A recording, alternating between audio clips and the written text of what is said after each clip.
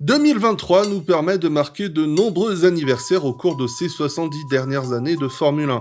Vettel, Schumacher, Prost, Piquet, Stewart, des légendes qui ont remporté des saisons tout aussi marquantes pour des raisons que nous allons passer en revue. La dernière fois, nous revoyons comment Alberto Ascari s'imposait comme le numéro 1 absolu de la catégorie en enregistrant des records qui laissaient difficilement présager qu'il était possible de faire mieux.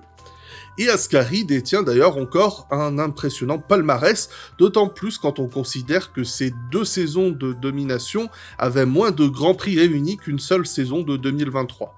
Il avait 9 victoires consécutives en Grand Prix, un record que Vettel aura mis 60 ans à égaler, et il est confortablement dans le top 10 des pilotes avec le plus de hat-tricks. Aujourd'hui, nous allons nous intéresser à 1963 et à la figure de Jim Clark, un pilote que certains considèrent encore aujourd'hui comme le meilleur de tous les temps, une opinion qui a de solides arguments et on va en voir une partie dans cette émission. Comme la dernière fois, on va présenter aussi efficacement que possible chaque détail important de cette saison 63 afin de mieux apprécier le déroulement de l'histoire de cette saison. Une petite mise à jour, bien évidemment, depuis la dernière fois. Je rappelle qu'en 52 et 53, on imposait la réglementation de Formule 2 au championnat de Formule 1 afin de réduire les accidents mortels avant de revenir à des cylindries à 2500 cm3 quelques années plus tard. Bon, et ben maintenant, depuis 1961, on a renommé la réglementation Formule 2 en réglementation Formule 1 pour réduire les accidents mortels. Donc la Formule 1 n'est plus un championnat de Formule 2, la Formule 1 est devenue la Formule 2. Cherche pas à comprendre. Pour des raisons de sécurité, on notera aussi qu'un arceau de sécurité au-dessus de la tête des pilotes est désormais obligatoire. Les moteurs suralimentés sont interdits et c'est à peu près tout ce qu'il y a à savoir sur l'aspect technique, si ce n'est que le poids minimum des voitures est établi à 450 kg, soit 35 fois moins qu'en 2023. Le barème a légèrement changé aussi puisque désormais le vainqueur gagne 9 points au lieu de 8 et que le point du meilleur tour n'est plus décerné en faveur d'un point qui sera décerné au 6e de l'épreuve. Cette saison 1963 comportera 10 grands prix et seuls les 6 meilleurs résultats comptent pour le championnat du monde des pilotes. Et aussi, depuis 1958, on récompense le championnat constructeur. Le barème est le même que pour les pilotes, chaque équipe peut toujours engager autant de voitures qu'ils le veulent, mais à la fin de chaque épreuve, seule la voiture la mieux classée peut rapporter des points. On notera aussi que depuis 1958, changer de pilote pendant une course annule l'attribution des points de la voiture. Donc il n'y aura pas de prise de tête quant à savoir qui a roulé dans quelle voiture dans cette rétrospective, contrairement à ce qu'on a vu en 1953. Mais attention, j'ai pas dit qu'il y aurait pas de prise de tête, ça va même être pire. Alors calme-toi, n'aie pas peur. Parce qu'avec l'introduction du championnat constructeur, on a vu la naissance de ce qu'on a appelé l'ère des garagistes, d'après une célèbre citation de Enzo Ferrari. Car, comme depuis les débuts du sport, rien n'oblige les équipes à engager leur propre voiture, leur propre châssis. On pouvait se ramener avec ses potes, acheter un châssis Lotus, un châssis Ferrari, leur mettre des moteurs BRM et les engager sous le nom de Grosse Rigolade Racing. Ça fait grrr. Alors du calme, ça va pas impacter ton appréciation des événements de cette saison, mais entre les spectateurs avisés qui aiment connaître ces détails et les néophytes qui découvrent cette époque, j'essaie d'en donner un petit peu pour tout le monde. Comme on dit, quand on essaie de satisfaire tout le monde, on satisfait personne. Mauvaise citation. Et terminons cette introduction avec un tour des principales figures qui vont animer ce championnat 63, et commençons avec les champions en titre. Champions en titre qui sont l'incarnation même de la prise de tête de cette époque. Je vous parle du constructeur BRM qui avait gagné son premier titre avec Graham Hill au volant des P57. Hill était devenu une figure très populaire en 62 au sommet d'une lutte intense pour le titre. Après des années de galère, il est désormais le numéro 1 en Formule 1 et compte bien le rester. Le pilote américain Richie Ginter continuera à ses côtés. Mais la prise de tête est dans le fait que BRM construit ses propres châssis, ses propres moteurs, mais en tant qu'équipe, ils sont enregistrés sous le nom de Owen Racing Organization. Alors on va les appeler BRM puisque c'est en tant que constructeur qui marque des points et toutes les équipes qui engagent des châssis BRM marquent des points pour BRM, mais je te préviens. Et tu constateras que la dénomination des équipes de Formule 1 dans les années 60 puise sa longueur directement à la littérature de la Renaissance et à la musique classique, Et d'ailleurs, j'y pense pour adapter le nom de Greux, mon équipe, je pense qu'il faudrait que je l'appelle quelque chose comme Écurie Grosse Rigolade Racing by Formule Blabla et ses potes de la 3ème set. Et si la lutte mondiale était aussi palpitante, c'était grâce à un rival d'envergure pour Graham Hill et BRM, l'écurie Lotus et leur pilote Jim Clark. L'Écossais était l'éclatante révélation de 62, bien qu'en 61 il faisait les unes, mais pour de mauvaises raisons. Il était jugé responsable de l'accident de Monza en 61 qui avait tué Wolfgang von Trips et de nombreux spectateurs. Mais en 62, il a vite effacé l'ardoise en faisant les unes pour son incroyable pointe de vitesse, jurant avec un pilotage extrêmement délicat. Clark avait perdu le titre lors de la course finale en Afrique du Sud à cause d'un boulon de fixation qui s'était détaché et qui avait provoqué une fuite d'huile. Pour Colin Chapman, fondateur de Lotus, la vitesse d'une voiture de course ne se caractérise pas seulement par la puissance de son moteur ou son efficacité aérodynamique, mais en maximisant tous les aspects de la voiture. Plus c'est léger, mieux c'est, disait-il. La répartition du poids étant naturellement importante, et bien c'est pour ça que Lotus était les premières voitures dans lesquelles les pilotes avaient une position presque allongée auprès du sol comme on voit aujourd'hui. Mais cette quête de légèreté venait souvent compromettre la fiabilité de ces monoplaces. L'écurie Brabham Racing Organisation, du double champion du monde Jack Brabham, entame sa 2e saison avec l'Australien et son ami américain Dan Gurney. L'équipe réunit 2 excellents pilotes, brillants autant sur la piste que par leur savoir technique, réunissant tous les ingrédients de la réussite pour un jeune constructeur. Jeune constructeur qui engagera aussi des châssis Lotus de temps en temps. Mais pas de confusion possible au niveau des châssis chez Ferrari, qui recrute John Surtees. Septuple champion du monde moto, le Britannique avait réussi une incroyable reconversion avec Lotus, Cooper puis Lola, avec quelques podiums. Il sera le seul pilote permanent de la Scuderia cette saison, et sera ponctuellement accompagné du Belge Willy Meres et des Italiens Ludovico Scarfiotti et Lorenzo Bandini. Parlons rapidement de l'excellent duo Cooper, composé des jeunes Bruce McLaren et Tony Maggs, ainsi que de l'écurie Marsbergen, du pilote néerlandais Karel Godin de Beaufort, qui engageait des châssis et des moteurs Porsche. Et on va s'en arrêter là parce qu'il y a eu 31 équipes engagées cette saison, et on a déjà fait un bon petit tour des figures importantes. La saison s'ouvre à Monaco le 26 mai et les attentes sont lourdes pour le duo Hill et Clark, car en plus d'avoir dominé 62, ils ont aussi dominé le début de saison avec 2 victoires pour Hill et 3 pour Clark sur les 8 manches hors championnat. Et ils verrouillent la première ligne sur la grille de départ avec Clark en pole position et John Surtees 3ème.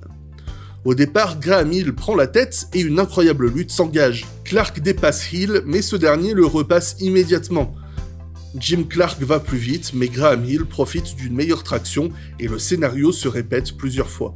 C'est au 17e tour que Jim Clark fait le dépassement final, et après quelques tours à le chasser, Hill finit par décrocher. Il se fait rattraper par un très fougueux John Surtees dans la Ferrari. La lutte continue entre les deux, mais le septuple champion du monde moto est gêné par de l'huile sur ses lunettes. Quelques tours plus tard, il s'arrête pour changer de paire, perdant ainsi la lutte face à Hill. Avec plus de 15 secondes d'avance bien aidé par la lutte entre les Anglais, Clark a bien ralenti l'allure et il n'attend que le drapeau à damier. Mais au 78e tour, sa boîte de vitesse se bloque et envoie sa Lotus dans le mur. Fin de course pour l'Écossais et Graham Hill mène les 22 tours restants et remporte l'épreuve devant Richie Ginter, offrant un doublé BRM devant la Cooper de Bruce McLaren. John Surtees sera bien frustré de sa 4ème place, alors que le Sud-Africain Tony Maggs est 5ème devant Taylor qui sauve un point pour Lotus. Fort de leur doublé, les BRM verrouillent la première ligne en Belgique, Hill partant devant Gurney et la Ferrari de Willy Meres locale de l'épreuve. Jim Clark est seulement 8ème sur une grille détrempée, mais il est plein de confiance. Il voit dans le pilote belge beaucoup d'anxiété et il calcule déjà son départ. En ce temps, la ligne de départ était juste avant le raidillon de l'eau rouge et les pilotes n'étaient pas alignés 2 par 2 comme aujourd'hui, mais par 3 sur les lignes impaires et 2 sur les lignes paires. En fonction des circuits, ça changeait, mais là, c'était comme ça à Spa-Francorchamps, et c'est pour ça que Clark, qui est en 8ème position, est donc en 3ème ligne, et juste derrière Meres, qui est 3ème à l'extérieur du raidillon. L'Écossais a tout vu venir car le Belge patine au départ alors que McLaren et Ireland sont surpris. Clark fonce immédiatement sur la droite et dépasse la Ferrari avant de prendre les commandes de la course avant le premier virage. De 8e à 1er en une courte ligne droite, Jim Clark a la rage de sa défaite à Monaco et signe un des plus beaux départs de toute l'histoire de la F1. Après 5 tours sur le long tracé belge de 14 km, Hill tient la seconde place à 7 secondes de son rival. Derrière, Brabham est à 44 secondes devant Surtees et McLaren. Hill fait son maximum, mais 10 tours plus tard, l'écart a triplé. Dan Gurney, désormais 3e, est à 1 minute de la tête de course. Graham rend finalement les armes lorsque sa boîte de vitesse de sa BRM lâche et Clark écrase la concurrence comme jamais. Mais voilà, à la mi-course, sa boîte de vitesse a sauté. Il avait 2 minutes d'avance sur Dan Gurney à ce moment-là. L'Écossais n'a plus le choix, il complète le tour avec une main bloquée sur son levier de vitesse et l'autre pour amener sa Lotus. Mais finalement, il rentre pas au stand. Il continue encore un tour. Un tour à Spa-Francorchamps dure environ 4 minutes avec une vitesse moyenne de 200 km/h sur une route de campagne bosselée avec énormément de dénivelé. Allez, encore un tour, et encore un.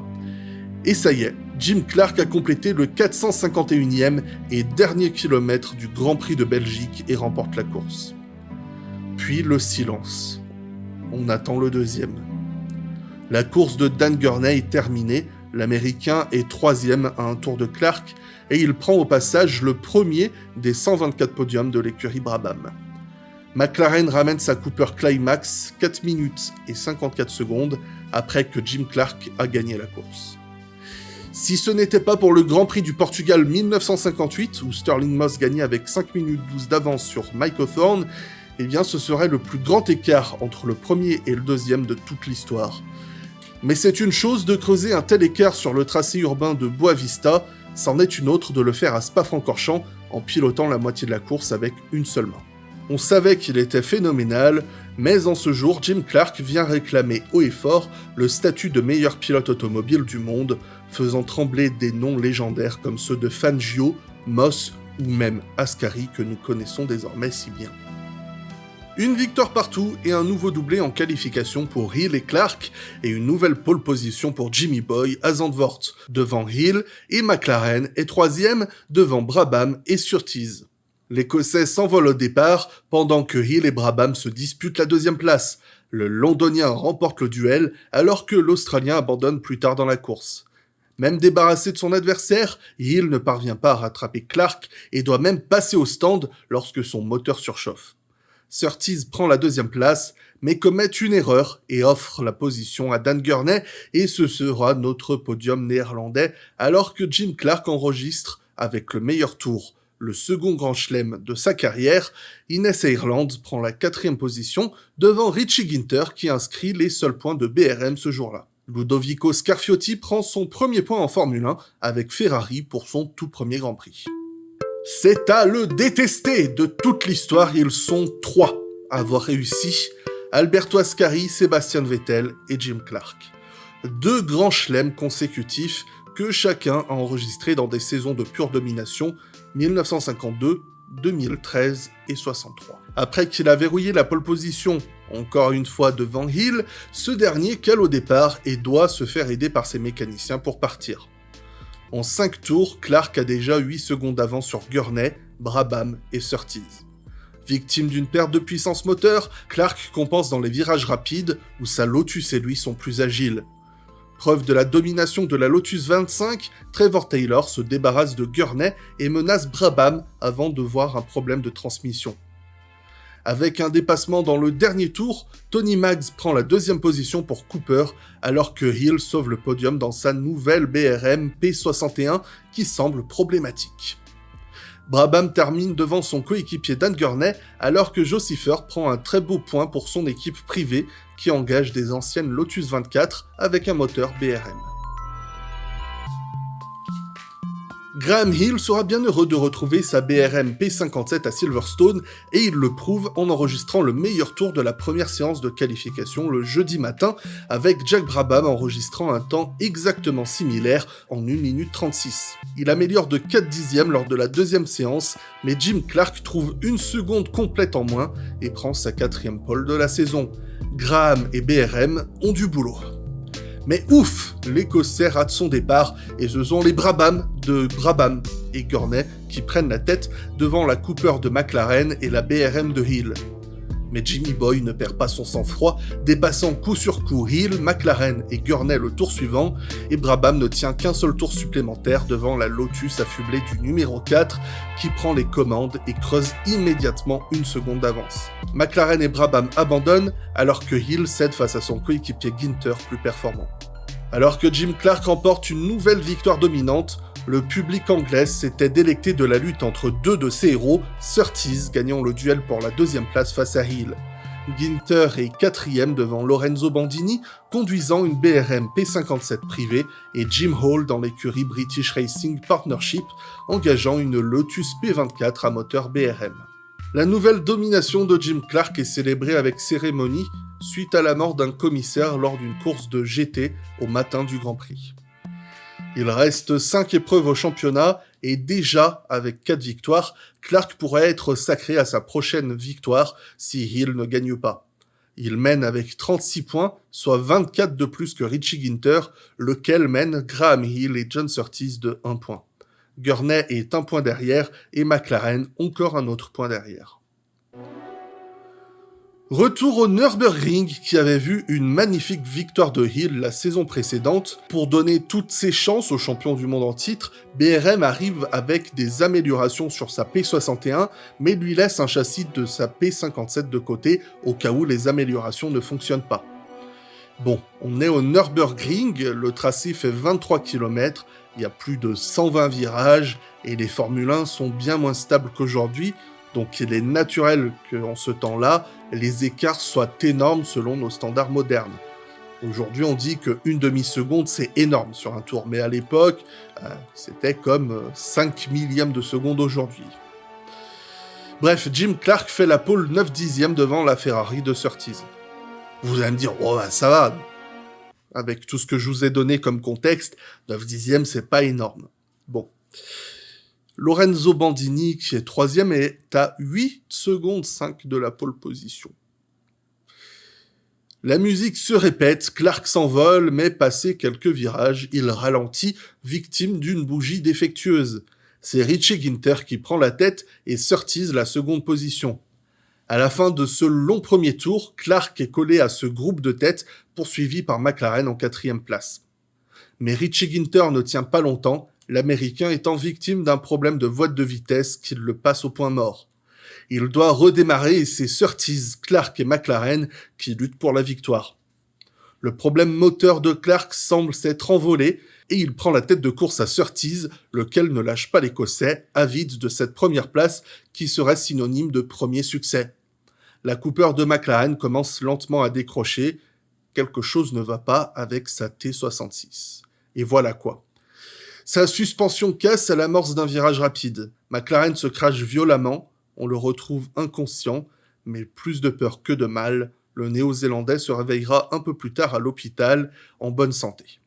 Avec quelques gros bobos quand même. Après les abandons de Chris Amon, s'étant aussi craché et légèrement blessé à la suite d'une rupture de sa colonne de direction, et les pannes de quelques gros noms comme Hill et Gurney, Clark voit son moteur refaire des siennes et Surtees le dépasse aisément. Il avait déjà remporté 3 courses en championnat, mais c'est ici que le septuple champion du monde moto devient officiellement vainqueur en Formule 1. Richie Ginter est 3e au terme d'un Grand Prix héroïque qu'il aura passé à piloter d'une seule main suite à son problème de boîte de vitesse. On a vu à quel point c'était fou de rouler à une seule main à Spa-Francorchamps, alors je vous laisse imaginer ce que ça donne sur la Nordschleife. John Surtees remporte le premier Grand Prix de Ferrari après 1 an de disette et surtout la première victoire depuis celle de Phil Hill à Monza en 61, date où 20 trips et 14 spectateurs perdaient la vie. Une date que Ferrari est ravi d'oublier pour célébrer sa 100e victoire en Formule 1, mais que Jim Clark, qui sauve sa 2e place, doit encore supporter. Puisque, je vous le rappelle, les officiels l'avaient jugé coupable de cet incident. Ce rappel est d'autant plus douloureux que la manche suivante est à Monza. Surtees et Hill sont désormais les seuls à pouvoir priver Clark du titre, mais ils doivent impérativement gagner toutes les manches restantes pour le faire. La saison fut un véritable cauchemar pour le champion en titre. perdu entre un vieux châssis BRM dépassé et un nouveau capricieux à la fiabilité douteuse, et par-dessus tout, un Richie Ginter comme coéquipier bien présent pour lui rappeler qu'il n'avait pas le droit de se relâcher. Quant à Surtees, on peut rêver avec sa 3e pole en F1, sa première pour Ferrari devant les tifosi. Outre Lotus et Clark qui restent autant cachés des autorités que possible, cette épreuve est sous la controverse d'une vive contestation des pilotes quant au tracé emprunté. À l'époque, Monza avait 3 tracés.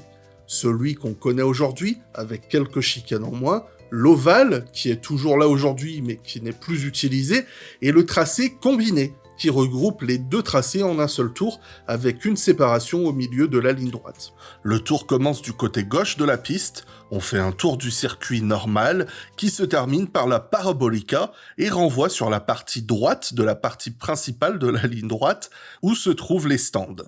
Le tour continue et au lieu de poursuivre sur la partie normale, le tracé renvoie sur l'ovale, lequel conclut le tour en ramenant sur la partie gauche de la ligne droite. Les pilotes protestaient contre cette version dangereuse et archaïque, mais en vain. La course commence avec Clark qui prend la tête de course, mais il se refait dépasser par Hill et Surtees plus rapide en ligne droite.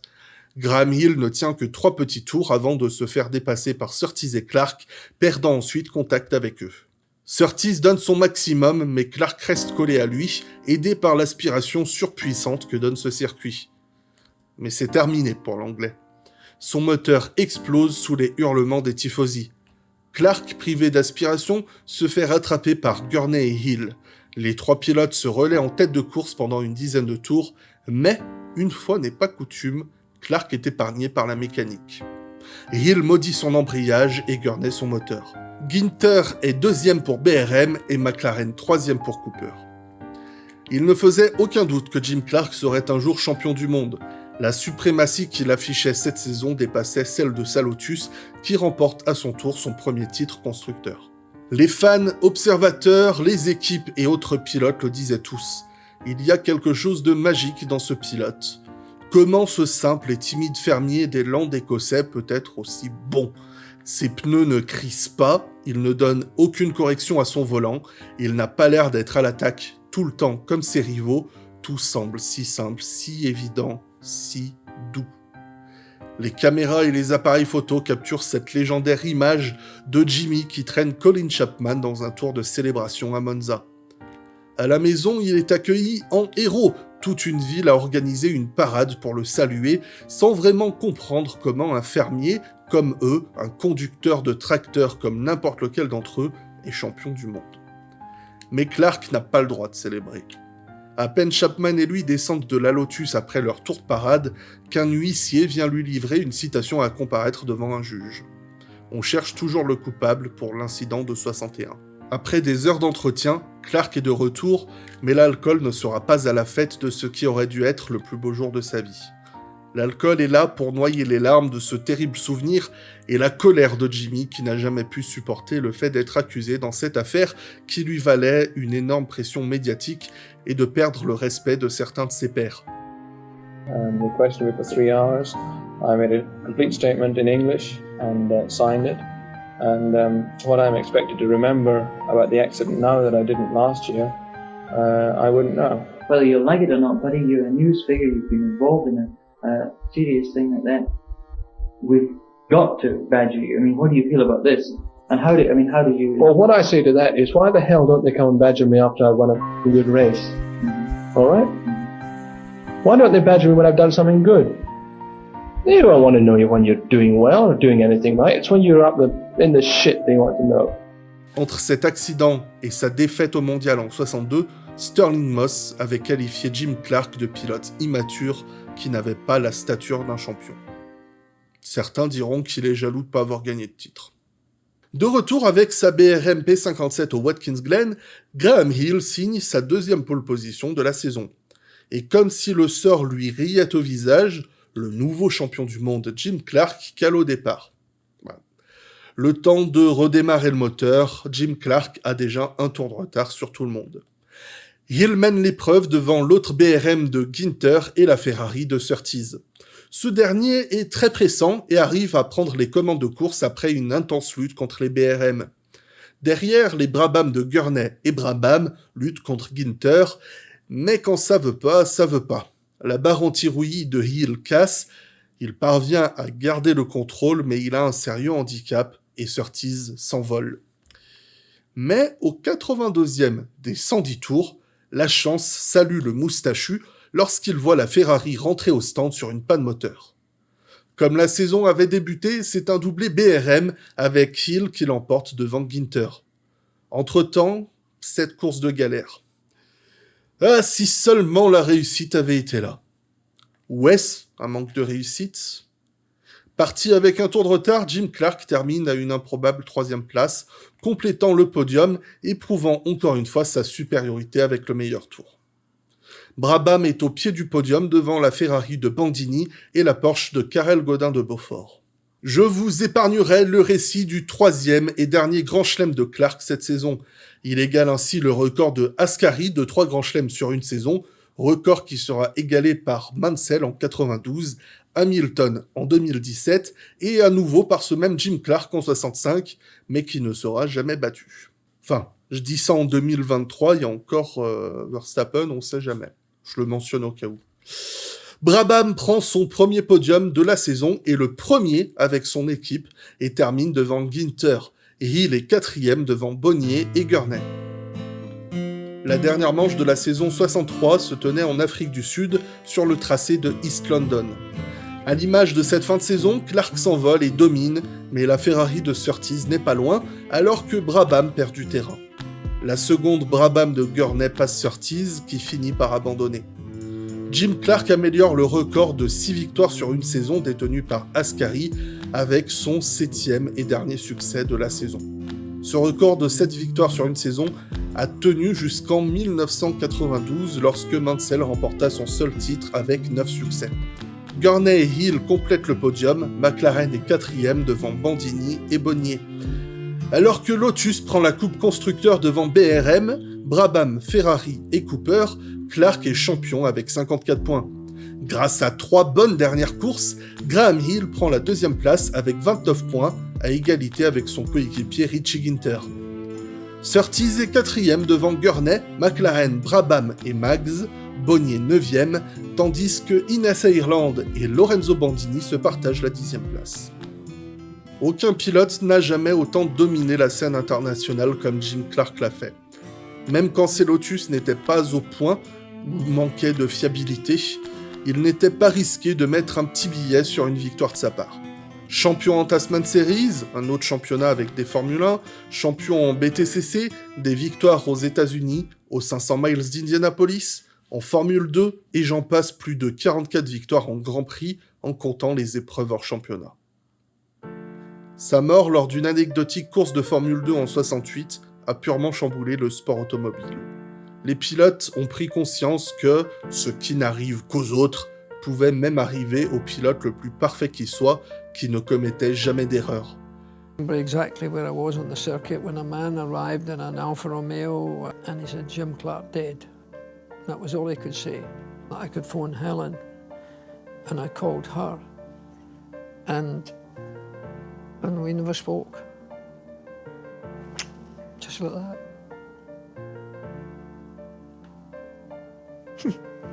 Even now. Yeah. Silly. I'd like to get back here much more often, but unfortunately at the moment I find that racing commitments and other commitments don't allow much time. It's a great relaxation to get back here and very much the opposite from racing.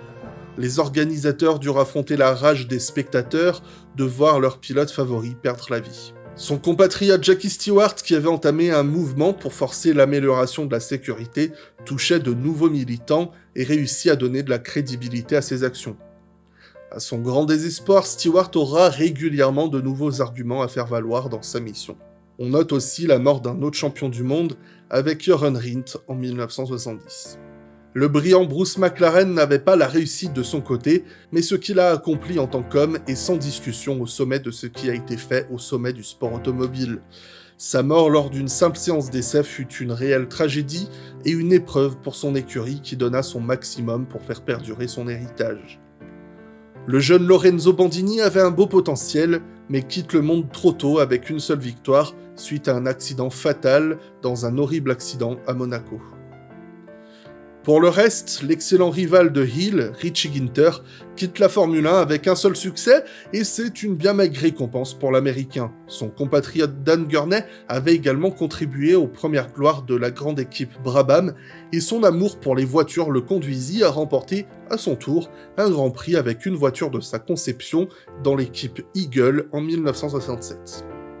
John Surtees emportera le titre l'année suivante face à Graham Hill et Jim Clark grâce au retour en force de Ferrari sous la coupelle technique de Mauro Forghieri, devenant le premier champion du monde en moto et en auto.